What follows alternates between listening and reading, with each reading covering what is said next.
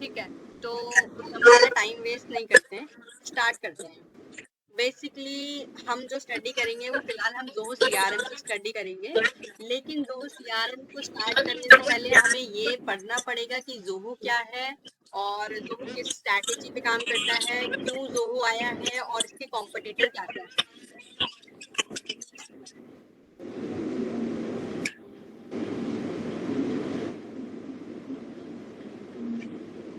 तो मैं screen share करती हूँ।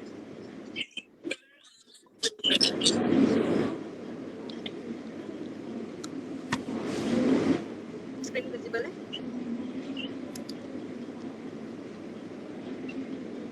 अभी विजिबल है स्क्रीन?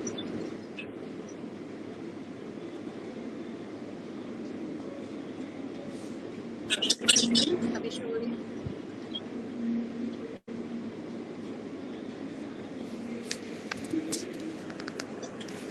स्क्रीन विजिबल है मेरी फिलहाल? तो ठीक है, तो हम बेसिकली स्टार्ट करते हैं बिल्कुल छोटे से पॉइंट से कि ज़ोहो क्या है और किस तरीके से ज़ोहो आया, क्या इनकी बैकिंग हिस्ट्री है या क्या है। तो बेसिकली जो ज़ोहो है वो हाँ चेन्नई जी। बेस्ड एक मीडिया है, ठीक है? ये चेन्नई में इसका यस हेड यस। ऑफिस है जो, और ये इंडिया के लिए भी वर्क कर, मतलब ये वर्क बाहर के लिए भी करती है, लेकिन ये मेड इन इंडिया है, यानी कि इसका जो सेटअप है वो इंडिया में ही है, हेड ऑफिस इसका इंडिया में ही है। तो ज़ोहो है बेसिकली एक क्लाउड बेस्ड सॉफ्टवेयर और सीआरएम कह सकते हैं। तो जो भी जो मतलब कि अगर मैं ज़ोहो की बात करूँ तो ज़ोहो के अंदर बहुत सारे मल्टीपल एप्लीकेशंस हैं, सॉफ्टवेयर है, सीआरएम है और मल्टीपल प्रोडक्ट्स हम यहाँ पे कहेंगे। प्रोडक्ट्स कहे हैं हमने यहाँ पे क्योंकि ज़ोहो के अंदर बहुत सारी चीज़ें हम जो है वो एक सीआरएम में कवर करते हैं, ट्रैक करते हैं, उसका मैनेजमेंट करते हैं। तो ये एक छोटा-सा ब्रीफ है ज़ोहो का। अब ज़ोहो का फ्लो कैसे काम करता है, अगर मैं बात करूँ तो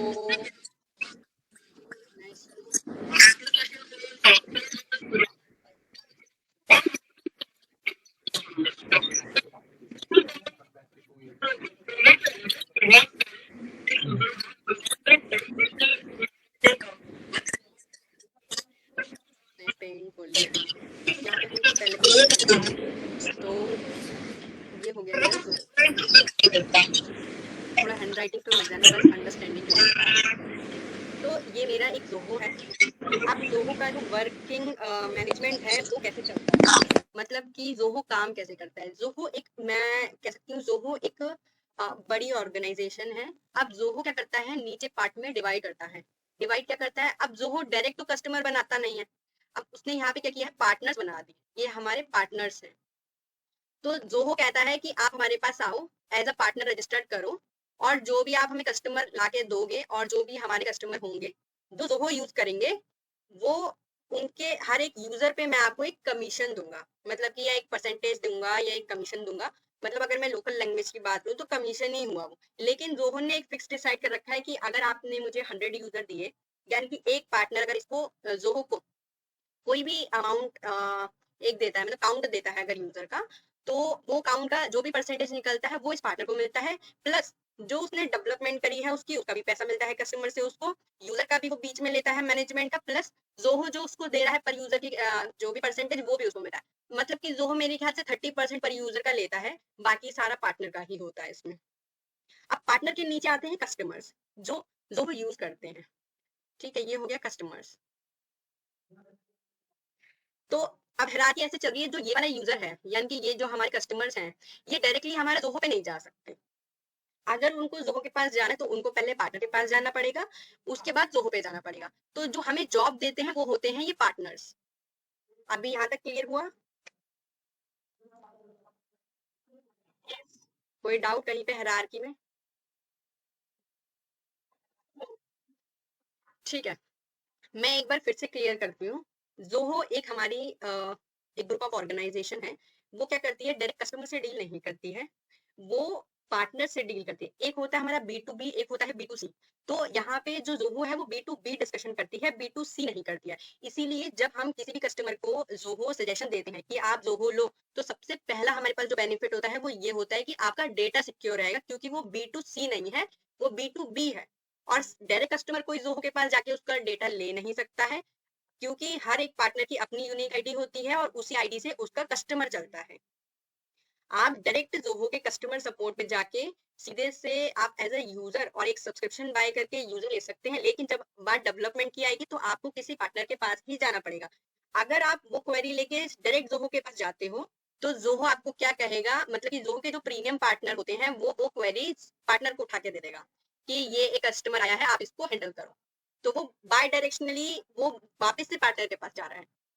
तो ज़ोहो का कोई रोल नहीं होता है डेवलपमेंट में। यस ज़ोहो हमें सिर्फ सर्विस प्रोवाइड कर रहा है। क्या कर रहा है? सर्विस प्रोवाइड कर रहा है। ये एक मैंने इसलिए चार्ट नो हायरार्की समझाई थी।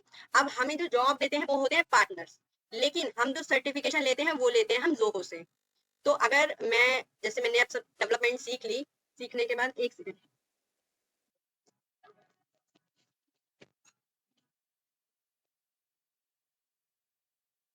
तो जो मैंने डेवलपमेंट सीखी है, सीखने के बाद मैं अपना एग्जाम दूंगी ज़ोहो को, और ज़ोहो को एग्जाम देने के बाद वो मुझे 1 साल का सर्टिफिकेट देते हैं कि हाँ, आपको इस प्रोडक्ट की अभी तक की सारी नॉलेज है। इनकी एक रेंज रहती है 1 साल या 2 साल, तो वो डिपेंड करता है सर्टिफिकेट कौन सा ले रहे हैं हम। क्योंकि अगर हम ज़ोहो क्रिएटर की बात करें तो वो 1 साल के लिए वैलिड होता है, बुक की बात करें तो वो 2 साल के लिए वैलिड होता है। तो ये सर्टिफिकेट पे डिपेंड करता है, जो आपको स्टार्टिंग में ही बता दिया जाएगा कि हाँ, और इसकी कॉस्टिंग होती है सर्टिफिकेट मतलब एग्जाम वगैरह देने की, ऑनलाइन होता है सब, कोई प्रॉब्लम नहीं होती उसमें। अब जब मैं ज़ोहो पे आती हूँ, तो ये ज़ोहो के बारे में आप अबाउट अस इसका पढ़ सकते हैं, लेकिन यही सारी चीज़ें हैं इसमें कि ये मेड इन इंडिया है और चेन्नई में इसका हेड ऑफिस है। और बाकी हम एक बार प्रोडक्ट की डिटेल पढ़ लेते हैं। तो हमारे पास 52 प्लस प्रोडक्ट्स हैं ज़ोहो के अंदर। हर एक प्रोडक्ट अपने आप में एक सीआरएम है, चाहे वो वेबसाइट बनाने के लिए हो, सेल्स मैनेजमेंट के लिए हो, बैंकिंग अकाउंटिंग सॉफ्टवेयर हो, अटेंडेंस मैनेजमेंट हो, तो ये मेरे पास ये सारी एप्स होती हैं। अगर मैं बात करूँ कि मेरे पास सेल्स के लिए, तो मेरे पास सेल्स के लिए इतने सीआरएम हैं। ज़ोहो सीआरएम है, ज़ोहो बिगिन है, फॉर्म है, सेल्स आईक्यू है, बुकिंग है, साइन है। तो ये काफ़ी सारी है, मतलब एज़ अ सेल्स की अगर मैं बात करूँ तो मार्केटिंग टूल भी हमारा सेल्स में ही आते हैं, लेकिन एक सेल मैनेजमेंट के लिए सिर्फ यही काम आते हैं। अब ज़ोहो सीआरएम एक सेपरेट एक एंटिटी है जो कि बहुत डेप्थ है। अगर हम इस एक को ही पढ़ लेंगे तो ज़ोहो के अंदर आपको ज़ोहो सीआरएम पे ही इतनी जॉब्स मिल जाएंगी कि आप दूसरे को छू ही नहीं पाओगे। क्योंकि एक सीआरएम के अंदर भी बहुत सारी चीजें हैं कि वो भी इनफ नहीं होता पढ़ने के लिए। अब जो बिगिन है वो सीआरएम का छोटा भाई कह सकते हैं। तो एक बहुत स्मॉल बिजनेस के लिए ये यूज होती है, मतलब इसमें बहुत ज्यादा कस्टमाइजेशन नहीं है, बहुत थोड़ी सी है, थोड़ा करके सेटअप हो जाता है। सीआरएम में बहुत लार्ज नंबर है कि हम थर्ड पार्टी इंटीग्रेशन है, ये सारी चीजें टर्म्स जो नहीं क्लियर हो रही हैं नोट कर लेना, क्योंकि चीजें आगे आएंगी तो वो क्लियर होती चली जाएंगी। इसके बाद बुकिंग है, स्लॉट बुकिंग करने के लिए सेल्स आईक्यू है कि कौन हमारी वेबसाइट पे कितनी देर रुका है, कौन कौन आया है हमारी वेबसाइट पे, तो एज ए यूजर हम उसको ट्रैक कर सकते हैं। साइन होता है डॉक्यूमेंट सिग्नेचर के लिए, बोल सकते हैं हम ऑनलाइन डॉक्यूमेंट जो हम डिजिटल सिग्नेचर बेसिकली। ऐसे ही मार्केटिंग में है, सोशल मीडिया कैंपेन, ये सब एक सीआरएम है। अगर तुम इसको डेप्थ में देखोगे तो ये अपने आप में ही एक बहुत बड़े सीआरएम है। इनके सबके कस्टमाइजेशन होती है, वर्कफ्लो होता है, तो ये प्रॉपर एक सीआरएम की तरह रन करता है। तो हम एक-एक करके सब पे ही जाएँगे। ऐसा कुछ नहीं है कि हम देखो सब पे तो मैं ये भी नहीं कह सकती कि बहुत सारा हम पढ़ेंगे, तो सारा तो, लेकिन अगर एक मॉड्यूल अगर हम पकड़ लेते हैं तो हमें ज़ोहो का स्ट्रक्चर समझ में आ जाएगा। स्ट्रक्चर क्या है, मतलब ये क्लियर हो जाएगा कि ज़ोहो के अंदर हम किस तरीके से काम करते हैं, क्योंकि एक ही टर्म है जो सब में यूज़ होनी है। जैसे वर्कफ्लो बोलूँ मैं, फील्ड कस्टमाइज़ेशन बोलूँ, लीड या फिर डील की बात करूँ, तो ये जो फील्ड्स हैं या जो ये वर्ड्स हैं ना, ये सब एप्लीकेशन में सेम है। तो हमें कहीं न कहीं ये होता है कि हम एक एप्लीकेशन पढ़ लेंगे, तो दूसरे को हम थोड़ा बहुत रफली समझ के भी उसपे डेवलपमेंट कर सकते हैं। ठीक है? तो ये सारा प्रोसेस तो हमारा इसका, मतलब कि अब इसमें आप कुछ भी देख सकते हैं, काफ़ी सारे प्रोडक्ट हैं, जैसे ज़ोहो साइट है। ज़ोहो साइट में भी हमारे पास ना बहुत सारी चीज़ें हैं। अब ज़ोहो साइट में बेसिकली हम एक नॉर्मल वेबसाइट बनाते हैं, लेकिन अगर मैं इसी पे ही आ जाऊँ वेबसाइट में, तो हमारे पास एक वू कॉमर्स है। जैसे सॉरी, वर्डप्रेस में वू कॉमर्स होता है, वैसे यहाँ पे ई कॉमर्स के लिए कॉमर्स है, जिसको हम बोलते हैं ज़ोहो कॉमर्स। तो इसमें क्या होता है, जैसे हमारे स्टोर्स हैं, मल्टीपल वेयर हाउस है, मल्टीपल लोकेशंस हैं, तो वो सारी चीज़ें जैसे कि एक ई कॉमर्स वेबसाइट बनती है, वो हमारी कॉमर्स के अंदर बनती है, ना कि हम साइट में बनाते हैं। ज़ोहो साइट में सिर्फ स्टैटिक वेबसाइट बनती है, कुछ डायनामिक फॉर्म बना सकते हैं, विजेट बना सकते हैं, इंटीग्रेशन कर सकते हैं, लिंक ऐड कर सकते हैं, मतलब बेसिक अगर मैं बात करूँ तो। जैसे कि वेबसाइट भी हमारी 2 तरीके की होती है, स्टैटिक और डायनामिक। तो डायनामिक में बेसिकली हमारा जो हम कहें तो ई-कॉमर्स की वेबसाइट आ जाती है। तो बेसिकली शॉपिंग मटेरियल होता है, जहाँ पे हम पेमेंट ऐड करते हैं, ऐड टू कार्ट करते हैं, तो वो सारी चीज़ें होती हैं हमारी।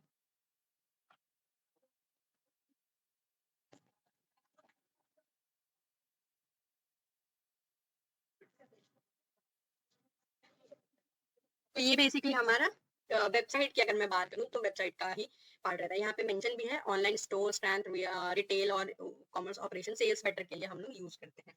तो ये भी एक बाकी इंटीग्रेशन सब में अवेलेबल होता है। अब इंटीग्रेशन वर्ड बहुत यूज कर रही हो, तो इंटीग्रेशन क्या होता है? इंटीग्रेशन बेसिकली जिसे हम बोलेंगे कि एक ऐप को दूसरी ऐप से मर्ज करना या फिर कनेक्ट करना। जैसे अब मेरा रिलेशन मेरे घर वालों से एक बेटी की तरह है, वैसे ही अगर मुझे किसी वेबसाइट की बात करनी हो, वेबसाइट में अगर मैं किसी पेमेंट की बात करूं, तो वो पेमेंट के लिए मुझे क्या करना पड़ेगा, उसका एक लिंक या फिर उसका कोई भी यूजर आईडी पासवर्ड चाहिए होगा, जिससे मैं अपनी एप्लीकेशन के साथ उसको कनेक्ट करके उसका भी एक पार्ट बना सकूं। तो इसी तरीके से हम इसको पार्ट बनाने के लिए एक इंटीग्रेशन का काम करते हैं, जो कि बाय फंक्शन कर सकते हैं। कुछ एप्लीकेशन में डायरेक्ट इंटीग्रेशन है, तो सिर्फ क्लिक करने पे ही इंटीग्रेशन हो जाते हैं। तो वो डिपेंड करता है एप्लीकेशन पे और प्रोडक्ट पे। तो ये एक छोटा सा ओवरव्यू है, और हमारे पास 32 प्लस प्रोडक्ट हैं। काउंट मैंने भी नहीं करे हैं, कुछ प्रोडक्ट बढ़ भी गए हैं क्योंकि नए आए हैं, बट अप्रोक्स इतने ही प्रोडक्ट हैं। एक प्रोडक्ट इन्होंने हमें दिया है जोहो वन। जोहो जो हमारा मार्केट में आया था वो जोहो वन की वजह से ही आया था, क्योंकि जोहो वन में क्या बेनिफिट है, जैसे कि हमने यहाँ पे पढ़ा सेल्स में ये एप्लीकेशन है, मार्केटिंग में ये है। तो इसी तरीके से जोहो ने क्या किया, जोहो वन के अंदर एक बंच ऑफ पैकेज बना दिया, मतलब एक पैकेज उसने बनाया है। और उस पैकेज में क्या किया है उसने, एक सेल्स का, मार्केटिंग का, कॉमर्स का, सर्विस का, फाइनेंस का, बहुत सारे एप्लीकेशन उसमें एक ही एप्लीकेशन किया, यानी कि जोहो वन के अंदर, जैसे यहाँ पे इन्होंने मेंशन भी किया ऑल इन वन। तो अगर कोई इसका सब्सक्रिप्शन लेता है तो बाकी ऐप उसको फ्री मिल जाती है, जबकि जोहो वन का सब्सक्रिप्शन जो कॉस्ट है वही एक सीआरएम की कॉस्ट है। तो सिंपल सी चीज है, अगर कोई एक सीआरएम खरीदेगा तो वो जोहो वन खरीदेगा, क्योंकि उसको बाकी एप्लीकेशन फ्री मिलेंगी। अब जोहो वन के अंदर एप्लीकेशन कौन सी फ्री होती है, वो जोहो वन में हमें मिल जाएगी। इस तरीके से जोहो वन दिखता है। तो वो क्या मैसेज ईमेल आ गया, फोल्डर है, सीआरएम है, बाकी हम एड ऑन भी कर सकते हैं इसमें। तो सबसे ज्यादा बिकने वाला प्रोडक्ट जो इनका है वो है जोहो वन, क्योंकि जोहो वन में क्या है, जो इम्प्लीमेंटेशन हम करते हैं, integration one two one easy हो जाता है, क्योंकि एक ही एप्लीकेशन में इन्वॉल्व है, प्लस इसकी कॉस्ट इफेक्टिव है। अब एक मार्केट में एक प्रोडक्ट आया है वो 10 रुपए का बिक रहा है, अब एक प्रोडक्ट आया है जो 5 रुपए का बिक रहा है, तो जो पब्लिक है, जो जनता है, वो 5 रुपए वाला प्रोडक्ट को ज्यादा प्रेफर करेगी, जबकि क्वालिटी दोनों की सेम है। अगर मैं बात करूँ सेल्स फोर्स की, सेल्स फोर्स में, तो सेल्स फोर्स में क्या होता है, उसमें सिर्फ एक सीआरएम है, बाकी काम उसमें हमें डेवलपमेंट बहुत करनी पड़ती है। लेकिन अगर मैं सीआरएम की बात करूँ, सीधे सब्सक्रिप्शन लेना है, सीधे यूज करना है। अगर आपको उसको हाई लेवल पे यूज करना है, तो उसके लिए आपको क्या करना पड़ेगा, उसको डेवलप करवाना पड़ेगा किसी डेवलप, लेकिन ऑप्शन है आपके पास, आप उसको हाई लेवल पे भी जा सकते हो। तो जब हम किसी का पूरा ईआरपी सेटअप करते हैं, तो हम उसको जोहो वन सजेस्ट करते हैं, क्योंकि वो पर यूजर वहां भी खरीद रहा है, यहाँ भी खरीद रहा है। अभी यहाँ तक कोई डाउट है इसके इंट्रोडक्शन में और ओवरव्यू में कुछ बताओ।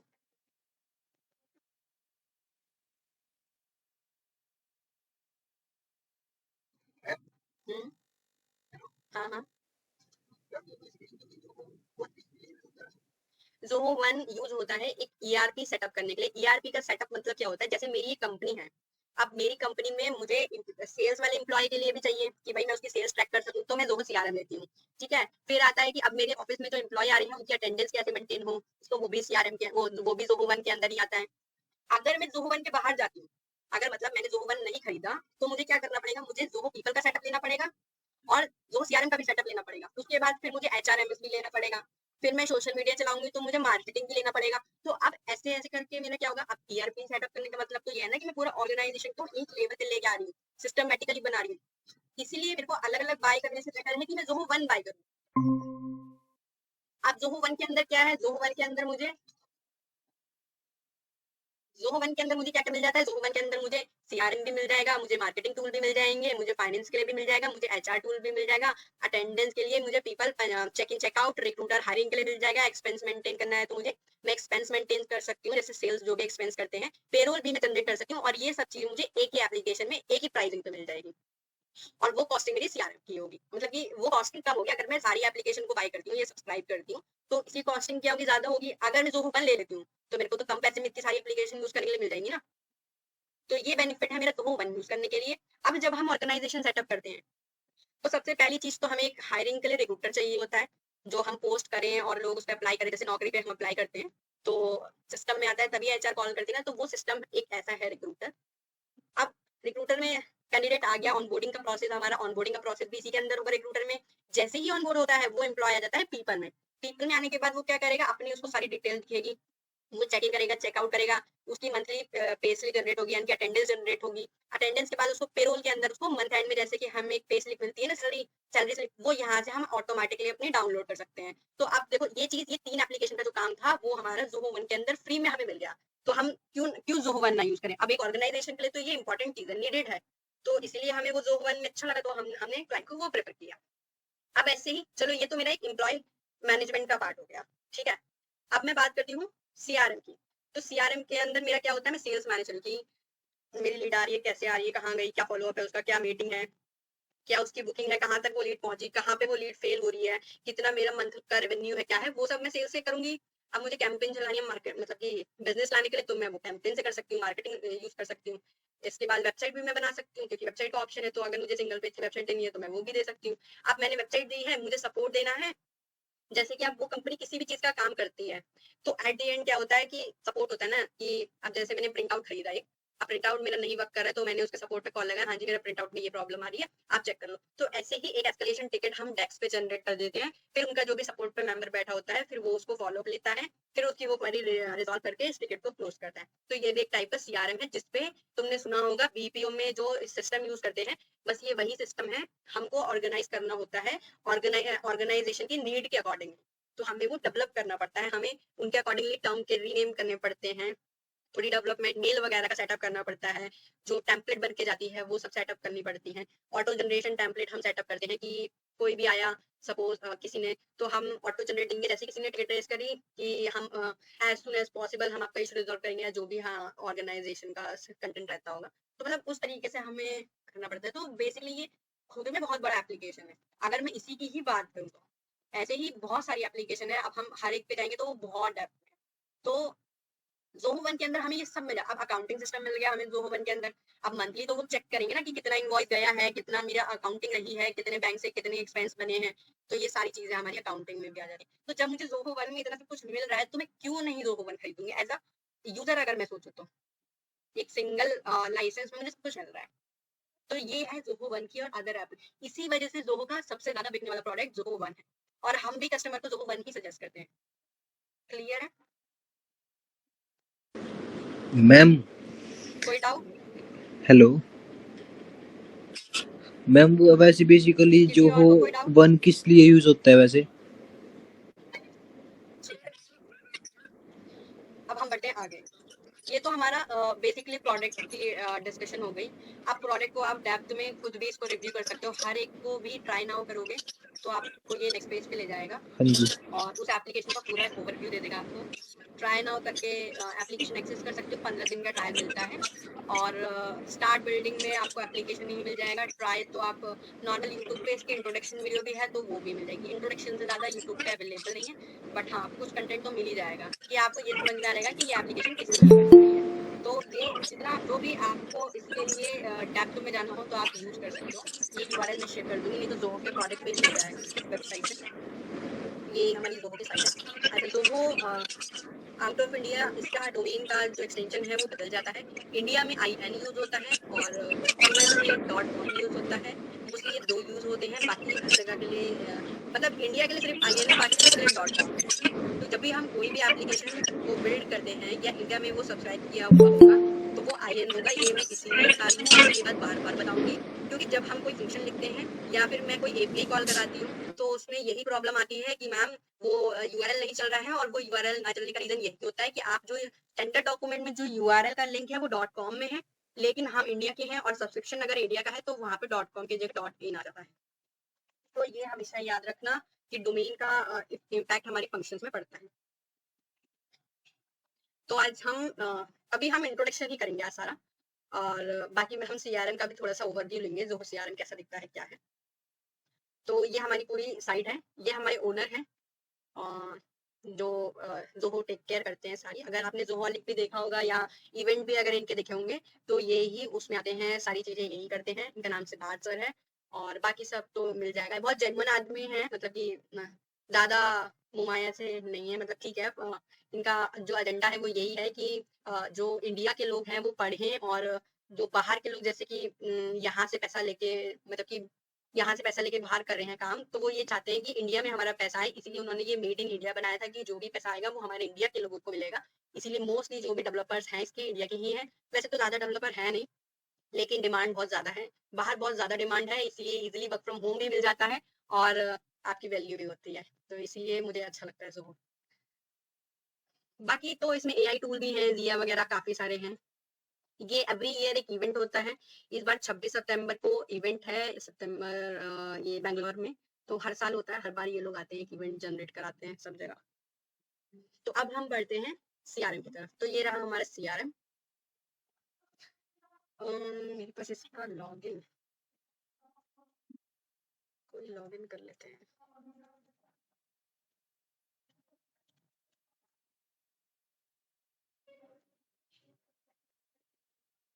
डेमो अकाउंट,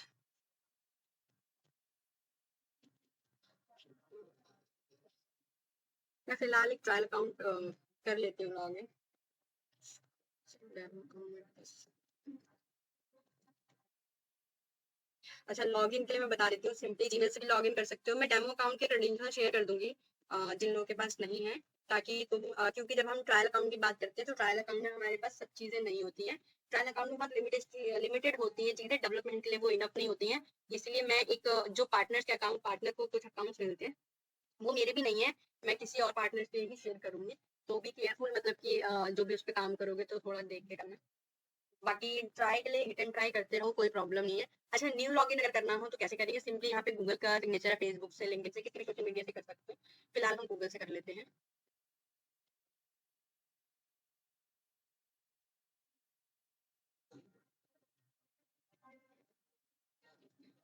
सिंपली हमारा ऐसे ही लॉगिन हो जाता है। अब मैं सीआरएम के अंदर आ चुकी हूँ। तो ये मेरा फ्री अकाउंट है, यहाँ पे मुझे मिला हुआ है फ्री अकाउंट। अगर मुझे इसको पेड करना है, मैं सिंपली इसको अपग्रेड करके पेड कर सकती हूँ। सिंपली मैं इसको क्लिक करूंगी और इसको, यहाँ पे मेरे पास प्राइसिंग लिस्ट आ जाएगी। तो ये इसके अलग अलग प्राइसिंग है, एक स्टैंडर्ड है, प्रोफेशनल है, एंटरप्राइज है, अनलिमिटेड है, सीआरएम प्लस है, फ्री। फ्री पे अभी हम हैं जिसमें हमें कुछ भी नहीं मिलता है। अगर मैं एंटरप्राइज की बात करूं तो इसमें मुझे 2400 की बात हो रही है। अच्छा मैंने इंडिया के उससे लॉग इन किया, इसलिए इसने मुझे रुपीज में दिखाया है, नहीं तो अगर मैं जोहो की साइट पे जाके देखूं तो मुझे वेरिएंट दिखाता है डॉलर में और रुपीज में।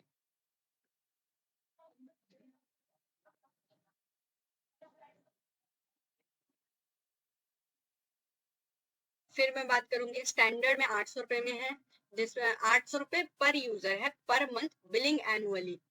तो इसका कहने का मतलब है एक यूजर लाइसेंस, यानी कि हमारे पास यूजर्स होते हैं, अलग अलग बंदे अलग अलग सिस्टम यूज करेगा तो वो हर एक यूजर होता है। एक मेल आईडी से 10 जगह लॉगिन करे कोई प्रॉब्लम नहीं है, लेकिन आईडी अगर अलग अलग होगी तो उसके पर यूजर की कॉस्ट होती है 800 रुपीज पर मंथ का। और अगर हम इसको एनुअली बात करें तो ये कुछ डिस्काउंट वगैरह भी मिल जाता है। तो ये तो ऑफर वाली चीजें हैं। क्या तो ये इसका बिलिंग मतलब कि रेट और अमाउंट का जो भी चीज रहती है, लेकिन हमें इसका ज्यादा यूज होता है क्योंकि हम उठाए लिंक सिर्फ यूजर को दे देते हैं कि आप खुद डिसाइड कर लो आपको क्या क्या चाहिए, क्योंकि सारी चीजें मिली होती है। अगर मैं यहाँ पे करूँ जोहो सीआरएम प्राइसिंग,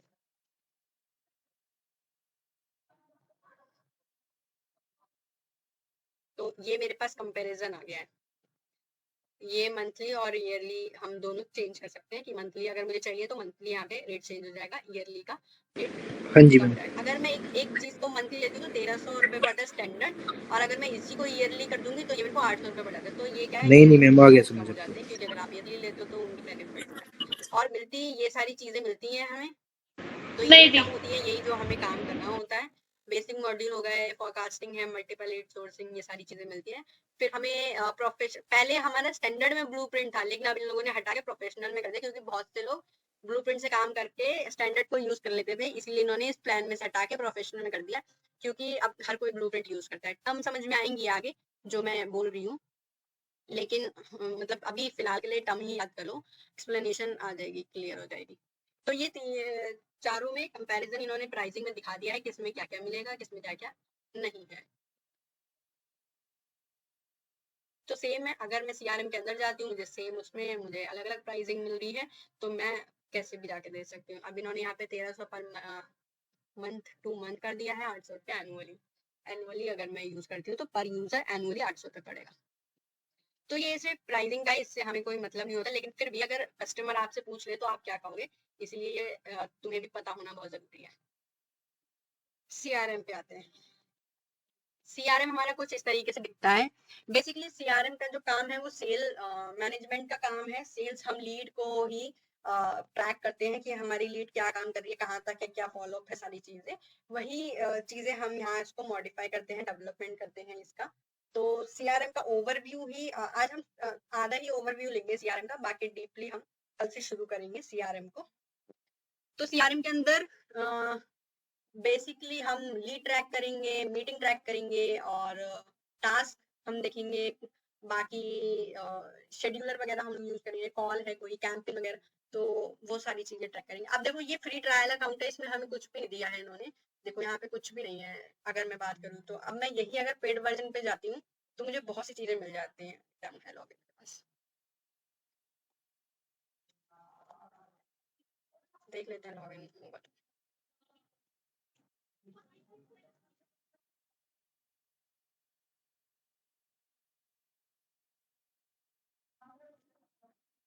ये इसका लॉगिन आईडी है।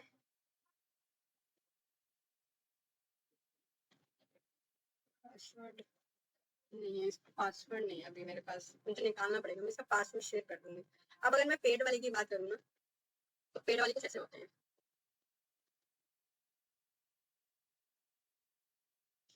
उसमें इतना सब कुछ होता है।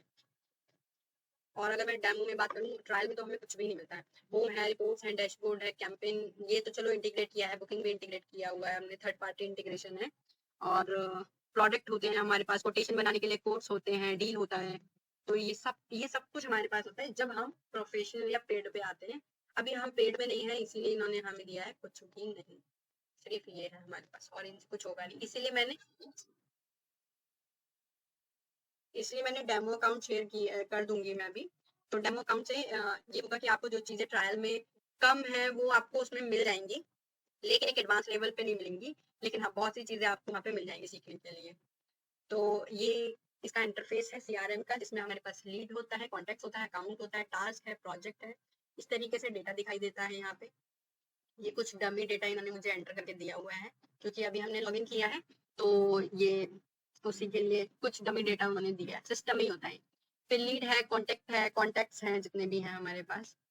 फिर अकाउंट्स है, डिलीट, टास्क हमारे कुछ इस तरीके से टास्क होते हैं, प्रोजेक्ट है।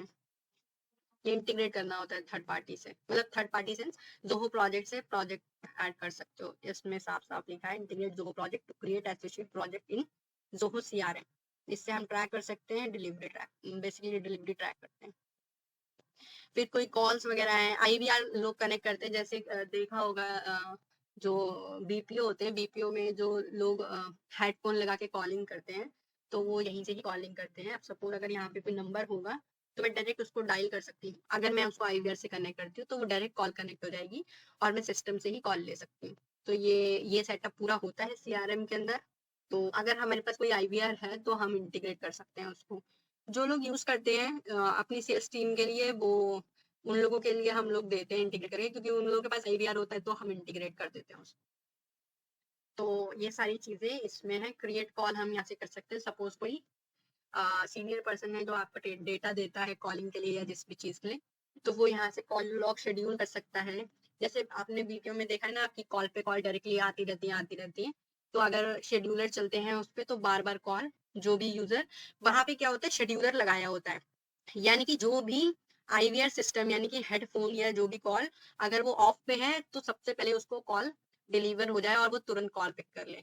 तो इस तरीके से हमें ये सेटिंग बैकएंड में करनी पड़ती है। तो सारा लॉजिक तो अपने आप ही अपने दिमाग में सोचना पड़ता है कि किस तरीके से कैसे हम इसको सेटअप करें कि जो भी हमारा बंदा फ्री बैठा हुआ है कॉल उसके पास गिरे, ना कि ऐसा कि मैं जिस यूजर को असाइन करूं उसी को ही कॉल हो। ऐसा हम नहीं करते हैं, क्योंकि जब हम एक बड़े बिजनेस लेवल की बात करते हैं तो वहां पे बहुत सारे लोग हैं। आप एक एक को लीड और या कॉलिंग के लिए नहीं दे सकते। जब बड़े बीपीओ की बात करें तो वहां पे कॉल बहुत ज्यादा आती है, जिसको आपको शेड्यूल करके एक एक यूजर के पास वो करना पड़ता है कि वो उस यूजर पे जाके गिरे या उस यूजर पे जाके गिरे। तो जो भी खाली होता है उस यूजर के पास जाके गिरती है, क्योंकि वो कॉल क्यू में लगी होती है, शेड्यूलर के क्यू में लगी होती है। तो जो भी बंदा फ्री होता है वो तुरंत उसके पास जाके गिर जाती है, ताकि वो पिक कर ले कॉल को। जो ऑलरेडी बिजी है वो पिक कैसे करेगा? तो ये कॉलिंग का सिनेरियो है। अब इसमें टास्क बनते हैं, जो डेली बेसिस पे टास्क असाइन किए जाते हैं। तो अगर कोई टीम है, या फिर मैं कह सकती हूँ जैसे टिकट ही रेस करी है किसी ने सपोर्ट डेस्क पे, तो एज अ टास्क हम किसी को असाइन कर सकते हैं कि ये जब हम किसी बीच में जाते हैं। तो अभी तक तो चलो मैंने कॉलिंग की बात करी, अब मैं एक टारगेट की बात करूँ अगर, तो टास्क को हम मेल पे भी सेटअप कर सकते हैं, जैसे चैट प्रोसेस होता है। तो ये चैट प्रोसेस की तरह ही है कि जैसे ही कोई मेल करे सीधे ही टास्क में आके गिर जाए, और वो क्लोज तभी होगी जैसे मतलब आप यहाँ से मेल सेंड कर सकते हैं, जो भी उसका फीडबैक है, हो गया नहीं हो गया, तो उसके हिसाब से हम यहाँ पे उसको मेंटेन करते हैं, और उस टास्क का स्टेटस हम तभी अपडेट करके उसको देते हैं। अब जैसे ये मेरे पास आया टास्क आज के लिए है, तो मैं इसका सारा नोट वोट डालूंगी, अटैचमेंट सारी चीजें रखूंगी, और उसके बाद मैं इसको मार्क कर दूंगी क्लोज।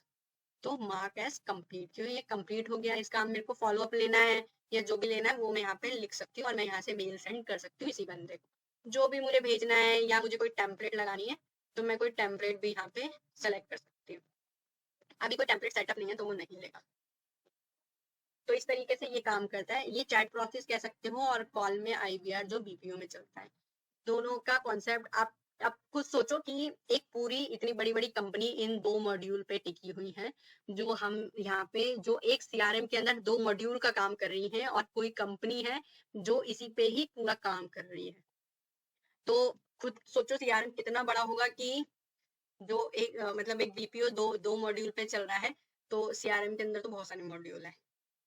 ठीक है, तो ये ही सारा ओवरव्यू है सीआरएम का। बाकी तो हम एक एक मॉड्यूल को डिटेल में पढ़ेंगे, क्योंकि बहुत सी चीजें छूट जाती हैं कि लीड से कॉन्टेक्ट और कॉन्टेक्ट से अकाउंट डील क्या है, ये कैसे डेटा ट्रांसफर हो रहा है, क्यों हम ट्रांसफर कर रहे हैं, कॉन्टेक्ट का मतलब ही क्या है, क्यों ही हम कॉन्टेक्ट रखे हुए हैं यहाँ पे, या होम स्क्रीन पे हमारा क्या डेटा दिखता है, हटाना है, चेंज करना है। तो ये सारी चीजें हम डिटेल में पढ़ेंगे एक एक करके इसमें। तो अभी तक कोई डाउट है यहाँ तक?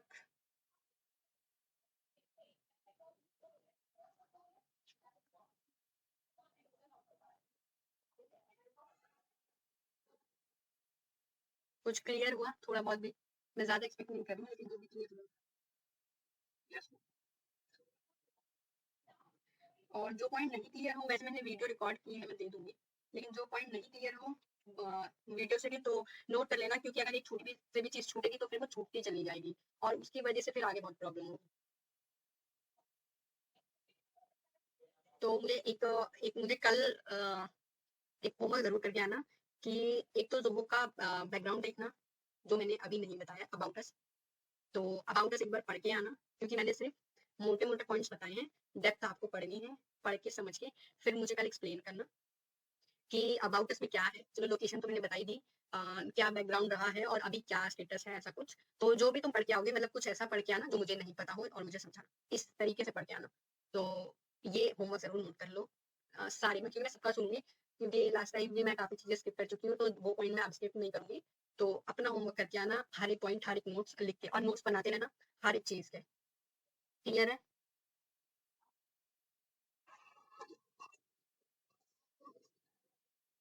ठीक है, नोट्स बना लेना, क्योंकि मैं किसी भी दिन उठा के पूछ लूंगी, और फिर मत कहना कि आपने मुझे गुस्सा किया या डांटा।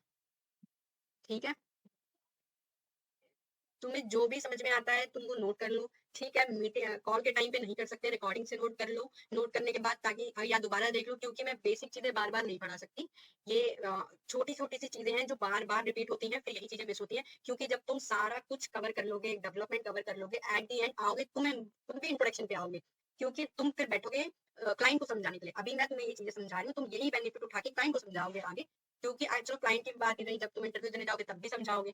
वो सबसे पहला सवाल यही होता है इंटरव्यू में कि जोहो क्या है, कहाँ से तुमने जोहो सुना।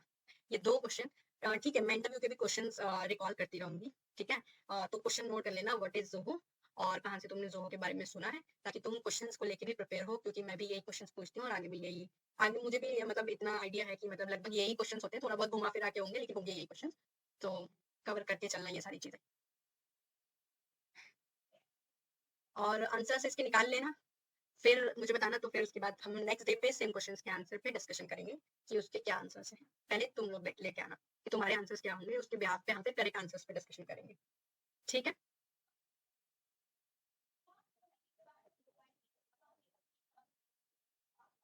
तो चलो अब एक छोटे से लास्ट, हमारे पास ज्यादा टाइम नहीं बचा, अब हम जो हमने पढ़ा है एक बार वो रिवाइज कर लेते हैं।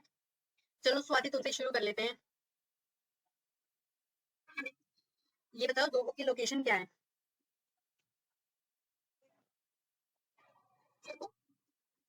अब यहाँ तुम गलत है, तुम्हें ये बोलना चाहिए था जोहो के हेड ऑफिस की लोकेशन चेन्नई है। ठीक है। जोहो जोहो बेसिकली हमारा क्लाउड बेस है, तो आप कह सकते हो कि क्लाउड उसकी लोकेशन है। जोहो की अगर मैं बात करूँ तो खैर वो अलग ही क्वेश्चन था, लेकिन हाँ, जोहो के हेड ऑफिस की जो लोकेशन है वो चेन्नई में है। अब आते हैं जोहो के ओनर का नाम क्या है। मैंने एक बार बीच में बताया था, कोई भी बता दो। इतनी देर में गूगल हो जाएगा।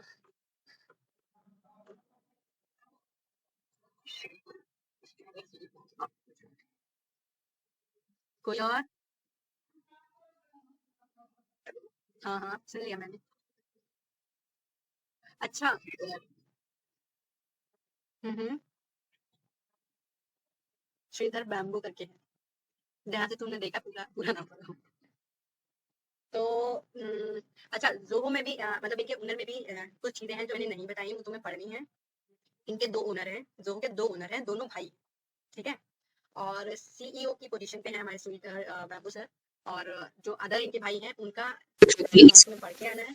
और वो इनसे ऊपर है, वो ऑफिस में देखते हैं, ये मार्केटिंग देखते हैं। तो इसीलिए मार्केटिंग वाले बंदे का ज्यादा नाम होता है। तो उनका नाम है नहीं, लेकिन हाँ, ये दो भाई हैं जिन्होंने ये बिजनेस शुरू किया था। और ये छोटे से विलेज से शुरू हुआ है। अबाउट अस में पढ़ोगे तो तुम्हें चीजें समझ में आएंगी। तो मैं चाहती हूँ पहले तुम लोग पढ़ो, उसके बाद फिर हम उस पर डिस्कशन करेंगे। ठीक है। और नाम जरूर पढ़ लेना, याद भी कर लेना, क्योंकि काफी इंटरव्यू में पूछे जाते हैं नाम कि ओनर कौन है, लोकेशन क्या है, हेड ऑफिस कहाँ पे है। और वैसे तो मार्केटिंग जो है वो यूएस में सबसे ज्यादा है। तो हमारे पास जो प्रोजेक्ट होते हैं या जो क्लाइंट होते हैं वो यूएस के ज्यादा रहते हैं, इसीलिए हमें मोस्टली वर्क फ्रॉम होम मिलता है, यही रीजन है। क्योंकि हम तो वहाँ जा नहीं सकते और डेवलपमेंट हम ही लोग करते हैं, तो हमें वर्क फ्रॉम होम भी मिलता है। और यूएस की करेंसी की वजह से हम लोग की सैलरी भी अच्छी होती है। बस यही रीजन है, मतलब अगर लॉजिकली सोचा जाए तो। और यही वजह है कि हर हर एक डेवलपर जोहो की तरफ मूव हो रहा है, क्योंकि मार्केटिंग हाई हो चुकी है उसकी। और देखो, कॉम्पिटिटर तो सबका आएगा, कभी ना कभी जोहो का भी आएगा, तो कभी ना कभी जोहो की भी मार्केटिंग डाउन जाएगी। लेकिन ऐसा नहीं है कि वो लोग बैठे हुए हैं कुछ कर नहीं रहे हैं, वो भी कर रहे हैं, लेकिन हाँ, कहीं ना कहीं तो। अब अगर मैं जेन्युइन सी बात करूँ तो पहले जावा थी, जावा को छोड़ के पाइथन आई, पाइथन के बाद फिर या नोड की बात करूँ तो मतलब जावा की बात करूँ तो जावा स्क्रिप्ट की, नोड आई, रिएक्ट नेटिव आई।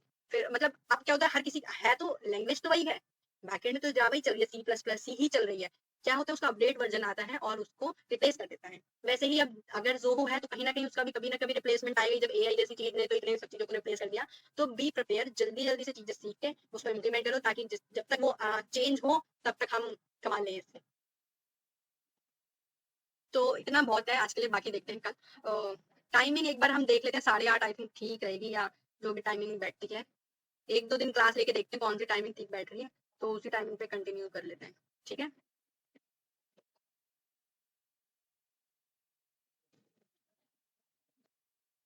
कोई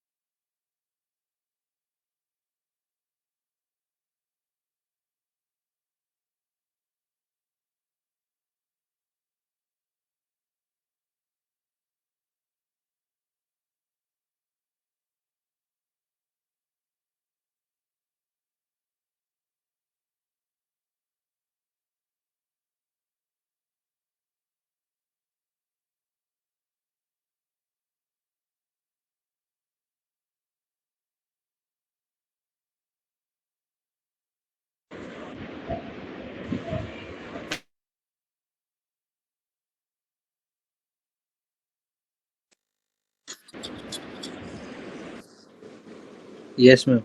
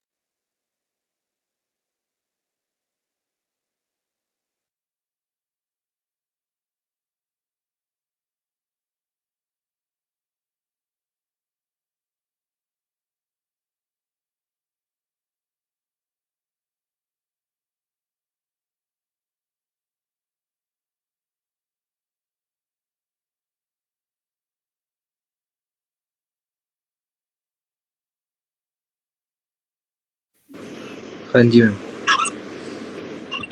हाँ जी।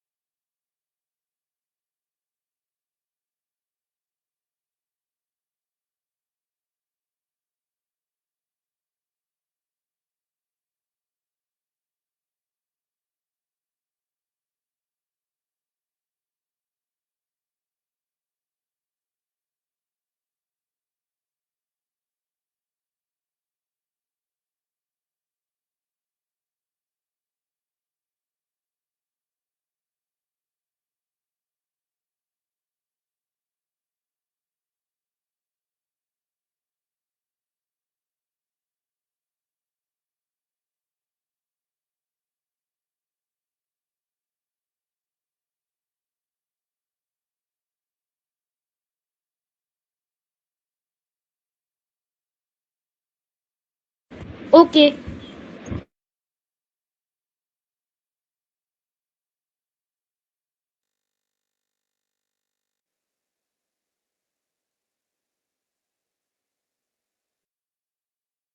हाँ दी।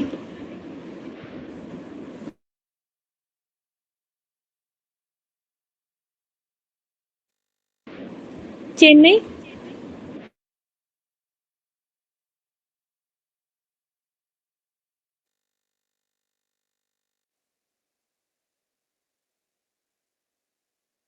ठीक है दी।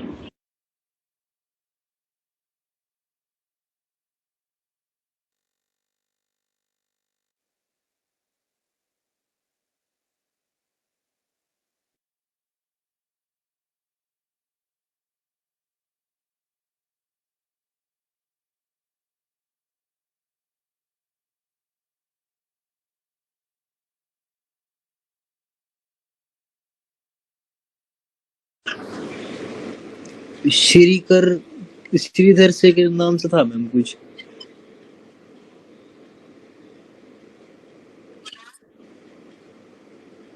हेलो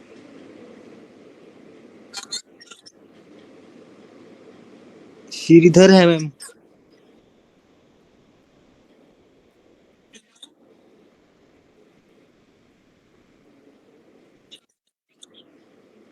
हाँ जी हाँ जी।